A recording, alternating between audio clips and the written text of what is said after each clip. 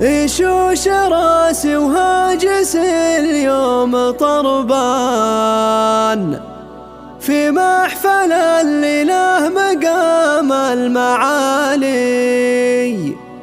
يا مرحبا بكل من لفى والفرح زان، حيا الضيوف الطيبين الغوالي.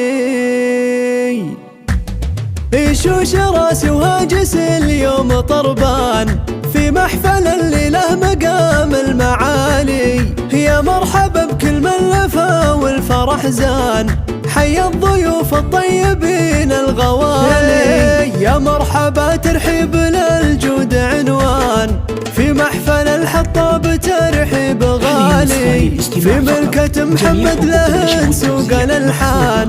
مبروك هالملكة وعقب الوصالي، مبروك يا هناك السعد يا كحيلان، يا نسل أهل العزة والراس عالي. فيك الشعر يختار من جزل الأوزان، واسمك يشرف للقوى في الجزائر. محمد مثال المرجلة بكل ميدان، والقدر عالي وشامخ كالجبالي. فيك المكارم والشيم دون نقصان، يا الوافي المطنوخ وافي الخصالي. شانك تصدر يا الكفو قمة الشان، أصيل ومع الربع أمام وخوالي. مساحة ربعك فخر كل الأوطان، ذخر الشدايد مرتكين الثقالي. وقت الحما تلقاهم أبطال شجعان، عز وشهامة سابقين الفعالي. واختامها جعل الفرح طول الأزمان،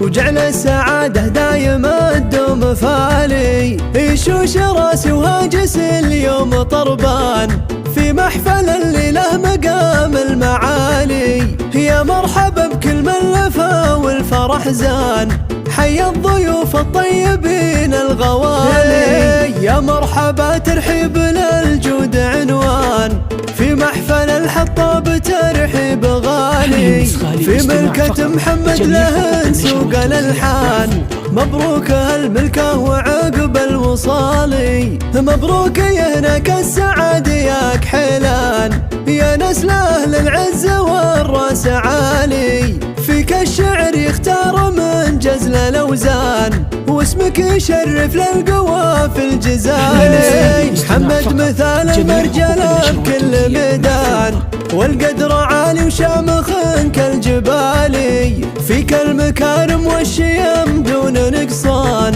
يا الوافي المطنوخ وافي الخصالي. شانك تصدر يا الكفو قمة الشان، أصيل ومع الربع أمام وخوالي. مساحة ربعك فخر كل الأوطان، ذخر الشدايد مرتكين الثقالي. وقت الحما تلقاهم أبطال شجعان، عز وشهامة سابقين الفعالي. واختامها جعل الفرح طول الأزمان، وجعل السعادة دايما تدوم فالي.